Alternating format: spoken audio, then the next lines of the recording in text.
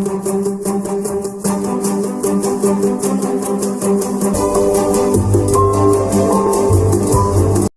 guys, what's up? Today we'll be looking at the third challenge for the first episode. This is the Showstopper challenge. It involves an illusion cake, a cake that is designed to trick the eye into thinking it is anything but a cake. The same flavour of sponge must be used throughout and must be to scale. So, for example, one of the contestants is doing a handbag. It would have to be about the same size as a standard handbag. They make a joke of saying, well, you won't be going for a woolly mammoth, obviously because of its size. All decorations must be edible and must be made within the 4 hours time parameter. Paul explains, as he is the one who set the task, this is the most complicated challenge set for the first week. These guys need to not just be bakers, but artists and engineers. So they must have a level of insight to be able to create something that looks what it's pretending to be.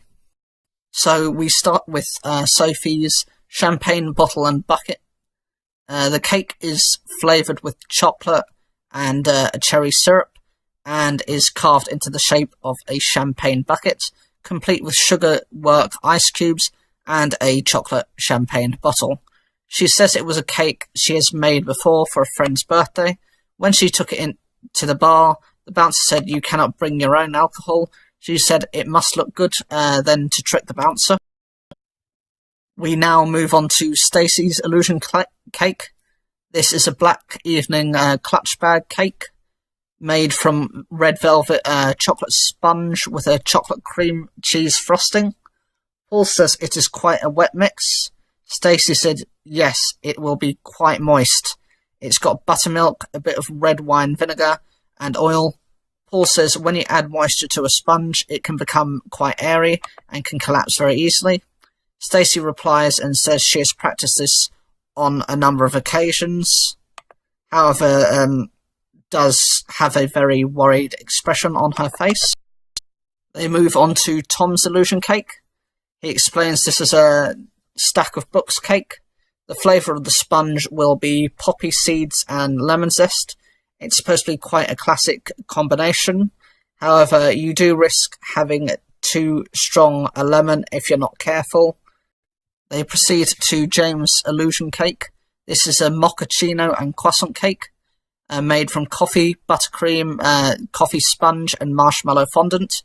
James says this is his typical morning pick-me-up for work, fusing his day-to-day work with his baking life.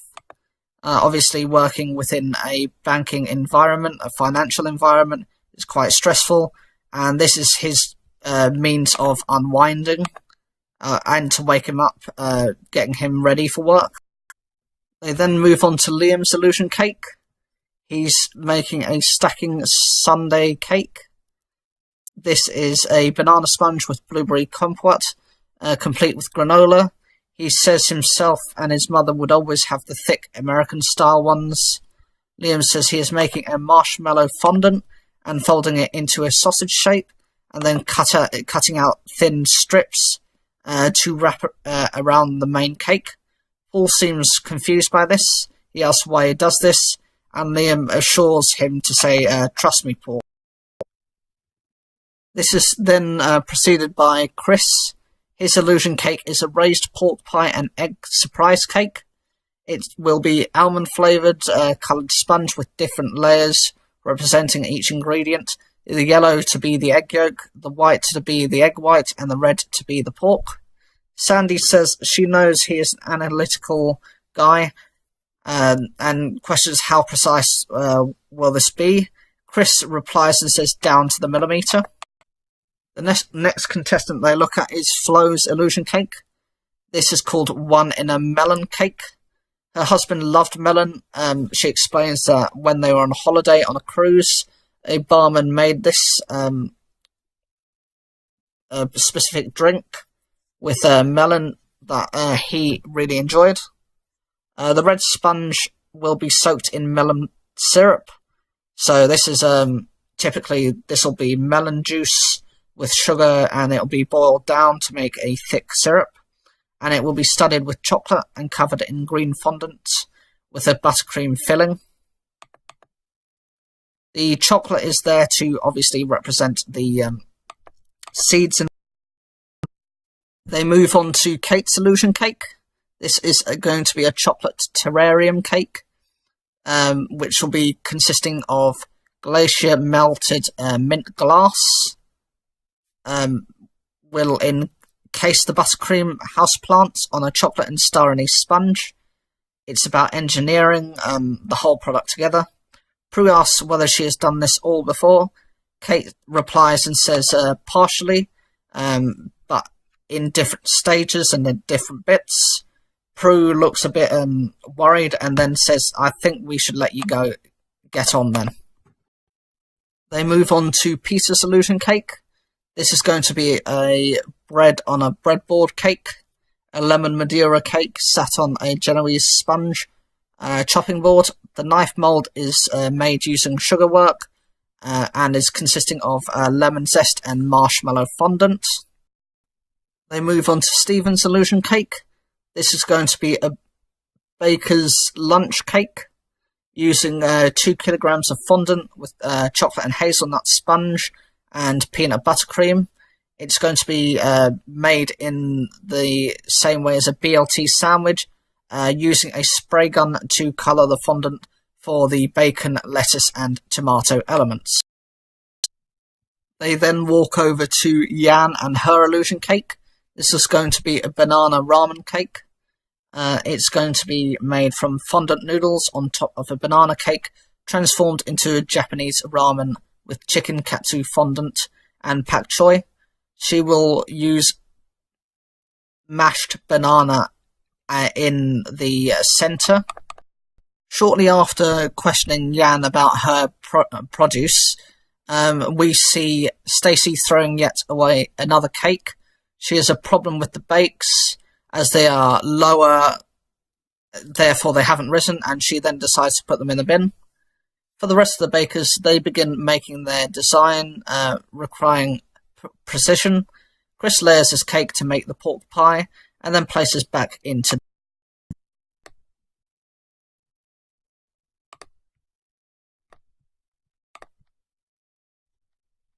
They move on to Julia's illusion cake. This is going to be a Russian doll cake. The fondant sponge doll hidden inside another sponge doll, using the classic flavours of a Victoria sponge. We then see Stacey being able to take her bakes out of the oven with an hour to go. We then see the fondant for Kate has become too hard to be used effectively, which we're obviously going to be used to make the edible flowers. The reason this has happened is obviously she's overcooked or overworked the fondant to the point where it can no longer be piped properly. With half an hour to go, we pan back over to Peter, who we see has broken his sugarwork knife, and we see Stephen is spraying his fondants. We then see Yan is making the salmon roe. She does this by cooling oil in the fridge and then slowly adding drops of mango puree. This is called spherification, to which she drains with a kitchen towel, so it obviously does not take in the oil flavour. I've taken over to see how Stacey is doing, and as we can see, she's rushing her purse. With 5 minutes to go, Stacey begins to rush her luxury bag cake, and obviously this will become apparent later on. We start to see the finishing works of Sophie's champagne bottle. Stephen tops his BLT sandwich, obviously starting with the lettuce. With only a matter of minutes to go, Kate is shown to be unable to finish the glasswork for her glasshouse, and looks physically frustrated at the point where they are told to stop. Now it's judgment time. Yan is the first to bring up her cake. It's a banana-ramen. Paul says what she has produced has been a work of art. He loves the use of Rice Krispies, obviously to make the chicken katsu.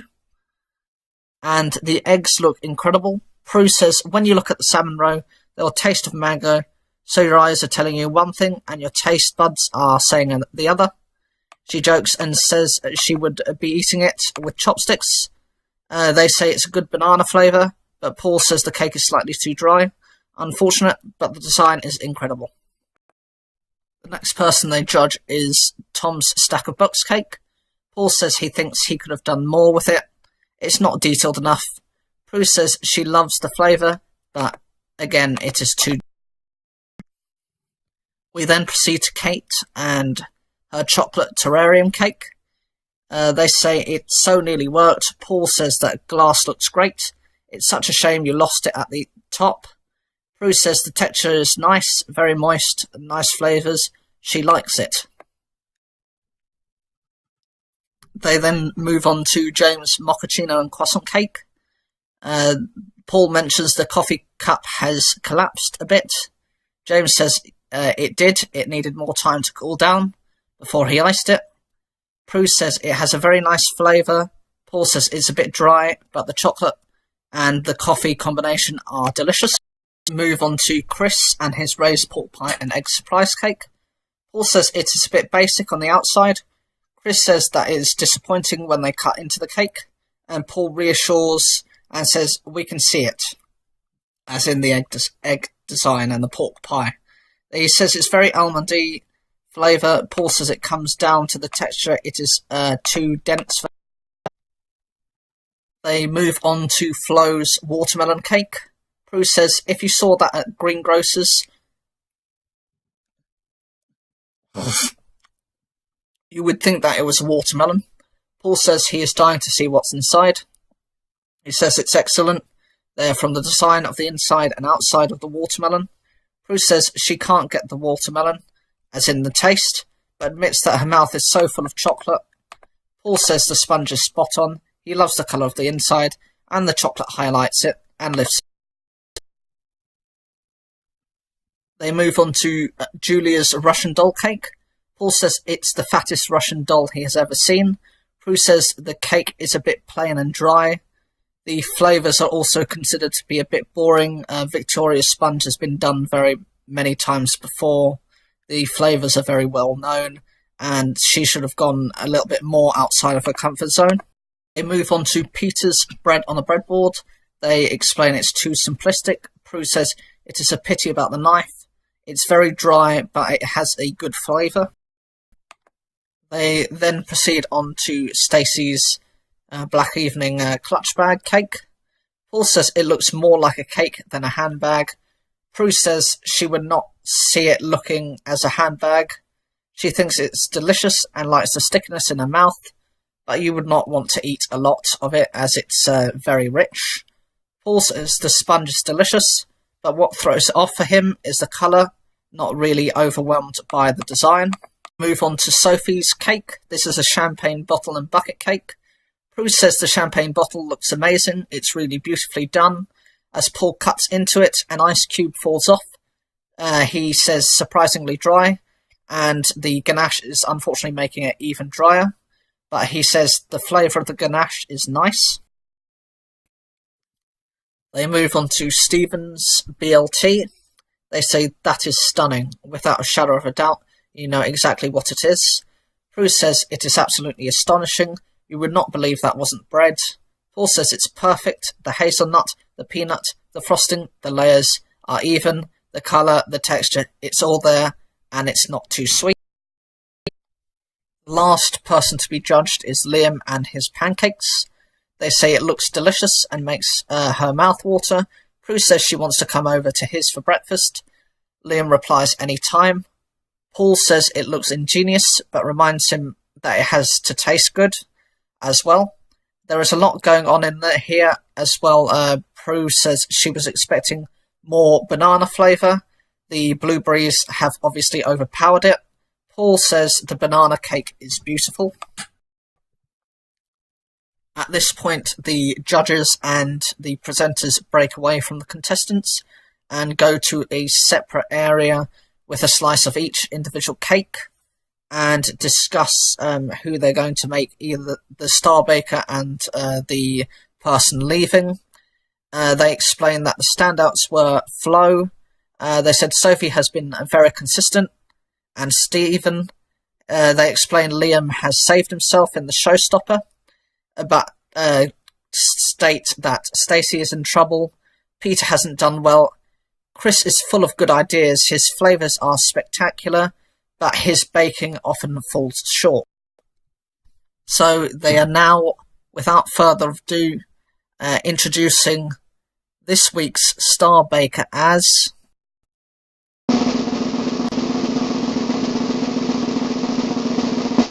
That's right, it's Stephen. They said of him that he was the best thing since sliced bread.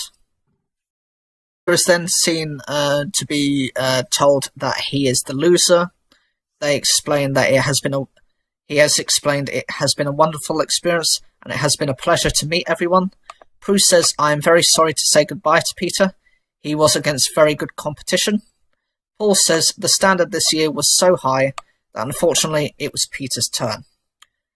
Chris comments later on to say that he understands that his flavours were what put him a whisker away from Peter. Stacey says it is hugely stressful and fun and has made some great friends, and I'm so pleased they gave her the opportunity to hopefully improve. Flo says when she received her feedback, she was ecstatic. Stephen then phones his mum to announce that he is star baker. He says he is trying not to cry as he is travelling back to by tube.